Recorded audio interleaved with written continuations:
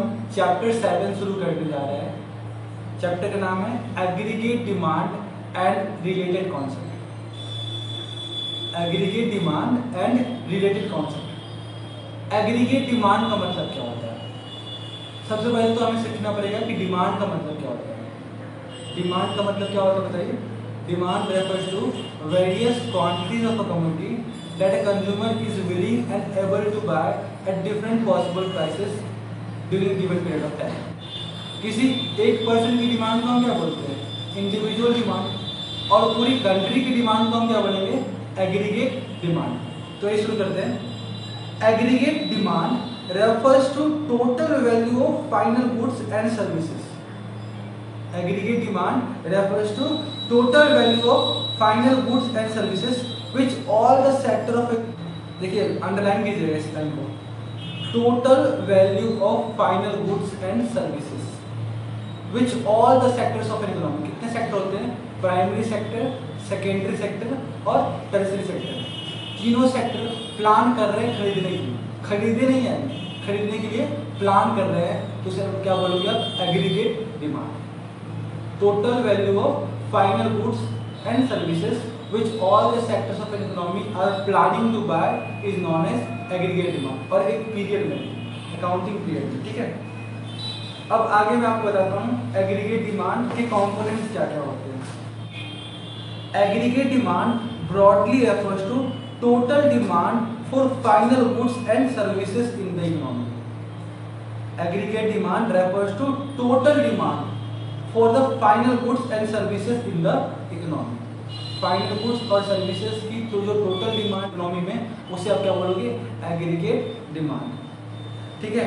अब देखिए aggregate demands के दो कंपोनेंट हैं। एग्रीगेट डिमांड के दो कंपोनेंट हैं, एक तो है सी और दूसरा है आई। एग्रीगेट डिमांड के दो कंपोनेंट है, aggregate demand for consumer goods और aggregate demand for investment goods. एक है सी, सी का मतलब क्या हो गया? कंज्यूमर गुड्स, और आई का मतलब क्या हो गया? इन्वेस्टमेंट गुड्स, ठीक है। AD equal to C plus I. AD equal to C plus I. AD का मतलब क्या हो गया? Aggregate demand. सी का मतलब क्या हो गया? Aggregate demand for consumer goods, और आई का मतलब क्या हो गया?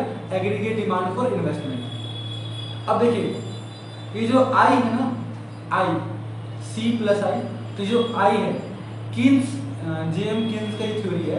तो जेएम केन्स क्या बोलते हैं कि जो आई है ये शॉर्ट रन में आपका फिक्स्ड है। आई जो है ये शॉर्ट रन में क्या है? फिक्स्ड है, और ये चेंज नहीं हो सकता। तो अगर एग्रीगेट डिमांड में चेंज करना है तो मुझे किस में चेंज करना पड़ेगा?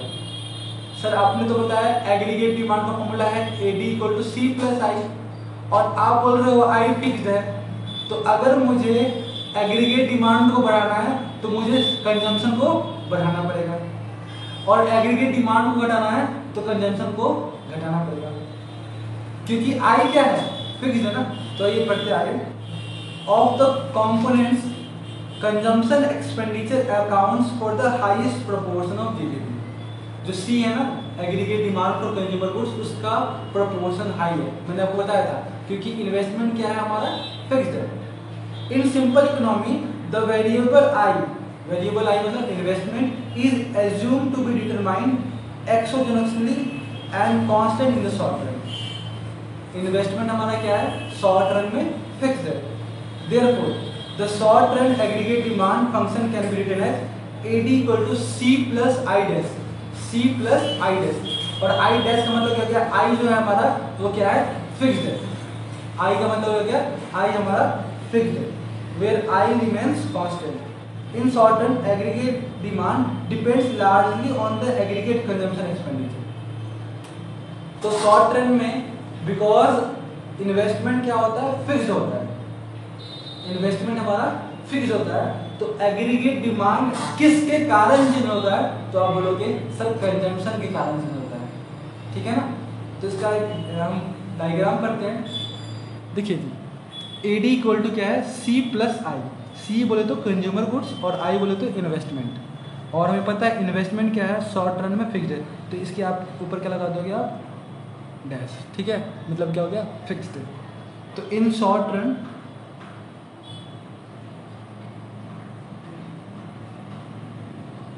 AD depends largely on the aggregate consumption expenditure.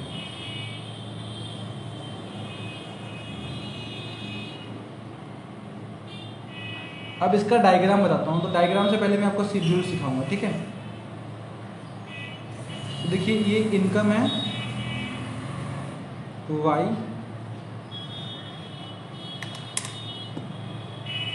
फिर ये कंजम्पशन है C, फिर ये आपका इन्वेस्टमेंट I, और फिर आपका AD कैसे निकालोगे? C + I। अब देखिए इनकम आपका मान लीजिए 0, 100, 200, 300, 400, 500 और 600 है, ठीक है। कंजम्पशन देखिए, पहले कंजम्पशन था 40, फिर हो गया 120, फिर 200, फिर 280, 360, 440 और 520। कितना? 0, 80 बढ़ रहा है। 40 से 80 120, 120 से 80 200, 200 से 280 360, ठीक है। अब इन्वेस्टमेंट देखिए, इन्वेस्टमेंट क्या था? फिक्स्ड था। तो 20 20 20 20 20, इन्वेस्टमेंट में कोई चेंज नहीं है। तो एग्रीगेट डिमांड देखिए, जीरो लेवल पे कितना है आपका? 60, 40 से 20 60, 120 और 20 140 के बाद 220, 300, 380, 460 और आपका 540। तो देखो आप एक बात देखोगे, आपका इनकम 0 है। अगर आपका इनकम 0 है तब भी आप कुछ ना कुछ कंज्यूम कर रहे हो। बताओ आपकी इनकम क्या है? 0 है, फिर भी आप कुछ ना कुछ कंज्यूम कर रहे हो। इसे हम बोलते हैं ऑटोनोमस कंजम्पशन। क्या बोलते हैं? Autonomous consumption. ये वो कंजम्पशन है जो हमारे जीवन के अस्तित्व के लिए ज़रूरी है, सर्वाइवल के लिए ज़रूरी है। मतलब 2 रोटी कम से कम तो खाना ही पड़ेगा, चाहे आप इनकम कमाते हो या ना कमाते हो। इसे क्या बोलोगे आप? Autonomous consumption. अब मैं डायग्रामेटिक रिप्रेजेंटेशन दे रहा हूँ आपको। इसका ग्राफ कैसे बनेगा? सबसे पहले आप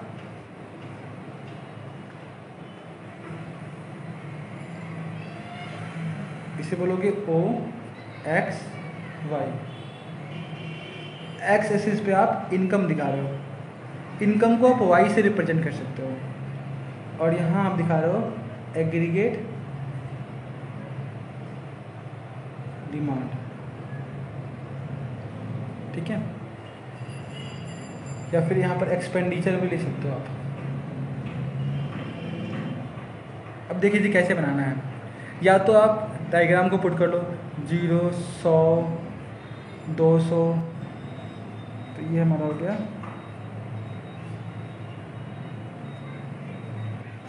इसके बाद आप कंजम्पशन को दिखाओ। कंजम्पशन कितना है? 0 पे कितना था कंजम्पशन? 40 था।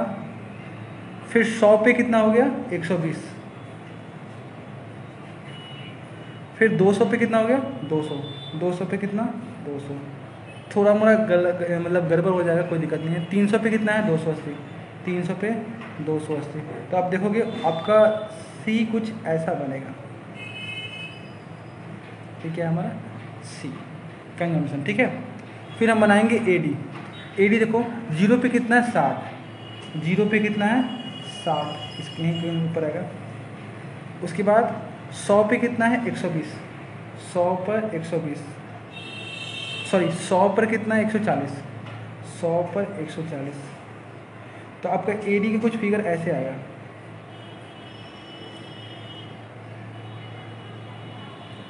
सही से नहीं बन पाया, मतलब इनके बीच का जो गैप है ना, इस गैप को हम बोलते हैं, ये गैप किसका है हमारा, ये गैप है हमारा इन्वेस्टमेंट का। किसका गैप है, इन्वेस्टमेंट का। अच्छा AD इक्वल टू क्या मतलब हो रहा था, C प्लस I और C, ये हमारा डायग्राम बन गया। ठीक है, सीधे सीधे बात करोगे तो मैं अगर ऐसे बनाऊंगा तो ये हो गया मेरा I, ऐसे हो गया हमारा C और इसके थोड़ा सा ऊपर हमारा, ठीक है। आप ऐसे सिंपल सा बना लो, यहाँ दिखा देना आप अपना AD और यहाँ दिखा देना। तो देखिए आप इम्पॉर्टेंट पॉइंट्स क्या है, तो आपके पास ग्राफ होना चाहिए। AD curve is positively sloping line. आप देख रहे हो कि AD कर्व कैसे जा रहा है, ऐसे ऊपर की तरफ उठते हुए जा रहा है, मतलब पॉजिटिवली स्लोप कर रहा है, which means that income increases, aggregate demand also increases. जैसे आपकी इनकम बढ़ेगी तो आप डिमांड भी करने लगोगे। सीधी बात है, अगर मेरी इनकम बढ़ती है तो मैं कंजम्पशन करना भी स्टार्ट कर दूँगा। अगर मेरी इनकम 100 रुपये है तो मैं 100 रुपये के अकॉर्डिंगली कंजम्पशन करूँगा। अगर मेरी इनकम 1 करोड़ है तो मैं 1 करोड़ के अकॉर्डिंगली कंजम्पशन करूँगा। तो ये बोल रहा है कि जैसे जैसे आपकी इनकम बढ़ेगी वैसे वैसे आपकी एग्रीगेट डिमांड ऊपर की तरफ जाने लगेगा, यानी आपकी इनकम बढ़ेगी तो एग्रीगेट डिमांड भी बढ़ेगी। फिर क्या है, AD curve does not originate at point O। देखो कि आप AD कर्व जो है ना 60 से शुरू हो रहा है। कितना शुरू हो रहा है, 60 से, आपका 0 से शुरू नहीं हो रहा है। क्यों, क्योंकि हमें पता है that even at 0 level of income, चाहे आपकी इनकम 0 है, some minimum level of consumption equal to is essential for survival. Even at 0 level of income, some minimum level of consumption is required. मैंने बताया था आपको ऑटोनोमस कंजम्पशन।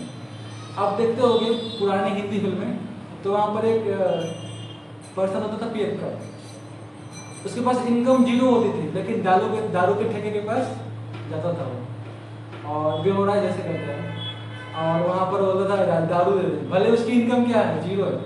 मैं वो example नहीं दे रहा हूँ, मैं सिंपल से एग्जांपल दे रहा हूँ कि भले मेरी इनकम क्या है, 0 है, फिर भी मुझे कुछ ना कुछ कंजम्पशन करना पड़ेगा, और वो कंजम्पशन क्या है हमारा, ऑटोनोमस कंजम्पशन। कोई पूछेगा आपसे कि बताओ AD कर्व, यानी AD कर्व 0 से क्यों नहीं शुरू होता है, तो आप इसका रीजन यही देना कि भले आपकी इनकम 0 हो, आपको एक मिनिमम लेवल ऑफ कंजम्पशन जरूरी है, जिसे हम बोलते हैं ऑटोनोमस कंजम्पशन। इस कारण से AD कर्व 0 से शुरू नहीं होता है।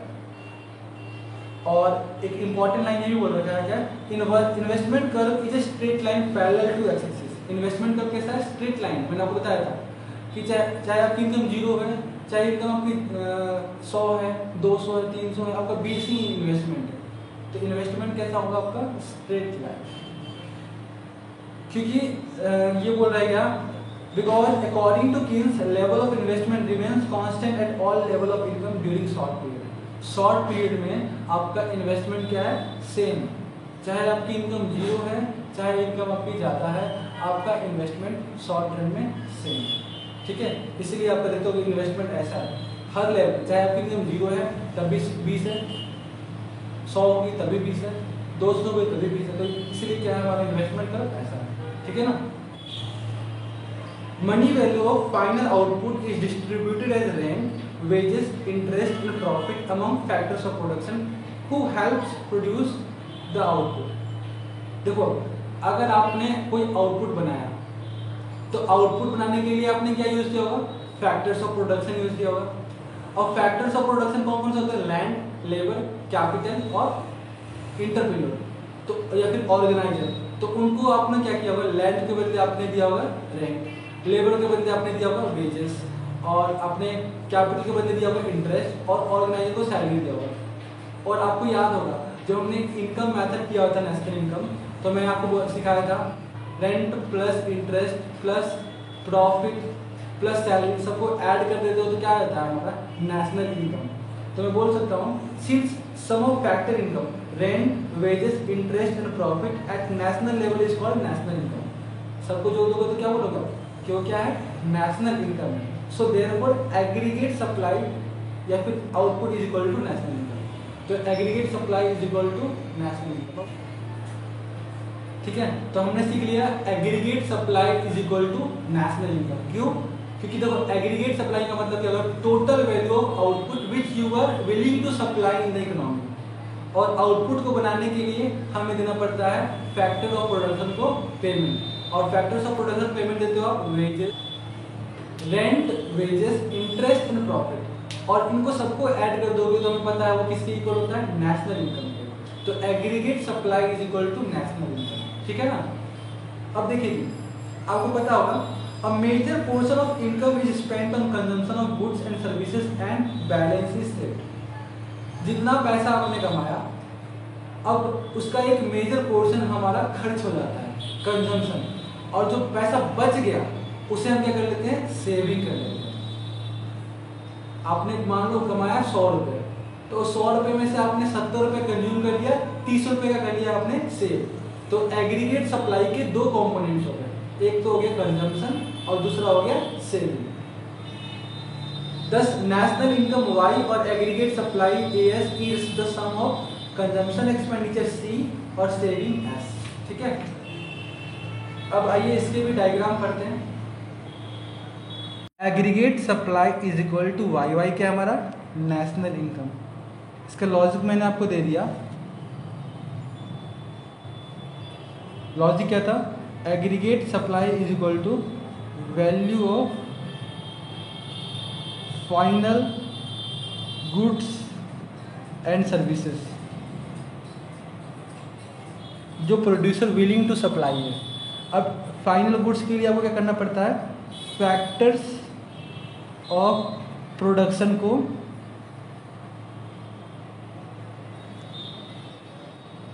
लैंड, लेबर, कैपिटल और ऑर्गेनाइजर को आपको पेमेंट करना पड़ता है। लैंड के बदले आप पे करते हो रेंट, लेबर के बदले आप पे करते हो वेजेस, और कैपिटल के बदले आप पे करते हो इंटरेस्ट, और ऑर्गेनाइजर को आप पे करते हो सैलरी। और इन सबको आप जोड़ोगे तो इसे हम बोल सकते हैं क्या, ये हमारा है नेशनल इनकम NDPFC। तो इसीलिए बोला गया है aggregate supply is equal to Y. अब एग्रीगेट सप्लाई के दो कंपोनेंट हैं, या तो इसे आप कर लोगे कंजम्पशन या फिर कर लोगे आप सेविंग। या तो एग्रीगेट सप्लाई बोले तो वाई, इनकम का दो ही पार्ट होता है, या तो इनकम को आप कर लोगे कंज्यूम या तो कर लोगे सेविंग। तो आइए इसके शेड्यूल पढ़ते हैं। Schedule of aggregate supply. सबसे पहले आप लोगे इनकम, कंजम्पशन,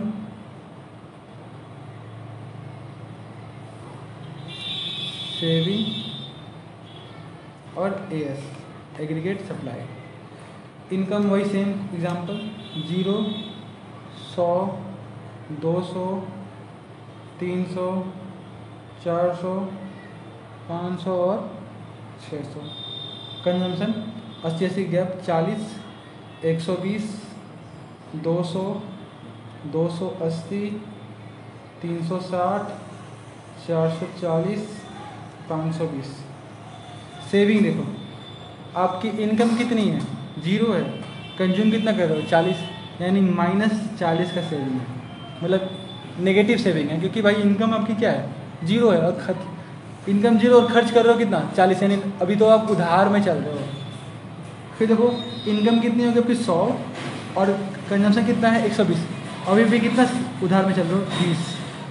इनकम कितनी है आपकी 200 और सेविंग कंजम्पशन कितना है 200, यानी 0 सेविंग है, 20 सेविंग। सेविंग कैसे निकाल दो, मान लो इसे बोलते हैं ए, इसे बोलते हैं C, B, C equal to A minus B.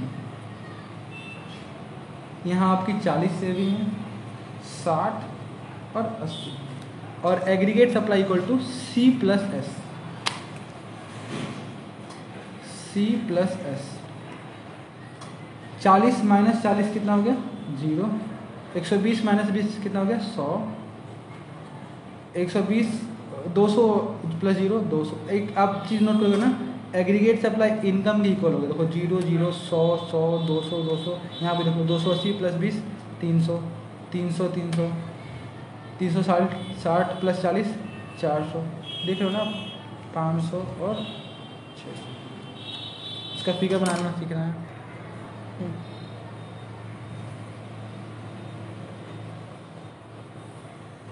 O X Y, यहाँ आपका हो गया इनकम और यहाँ हो गया आपका कंजम्पशन। आप एक चीज़ देखो, आप हमें दिखाना है एग्रीगेट सप्लाई के शेड्यूल को। तो इनकम 0 0, 100 100, 200 200, 300 300। तो आप अगर बनाओगे ना तो कुछ ऐसा बनेगा ये एग्रीगेट सप्लाई। अब बना के देख लेना एग्रीगेट सप्लाई या फिर वाई, और इसका डिग्री कितना 45 डिग्री, ठीक है। तो एक लाइन लिख सकते हो आप, every point on this line is equidistant from x axis and y axis। मतलब क्या है, जितना दूरी x एक्सिस से है उतना दूरी y एक्सिस से है।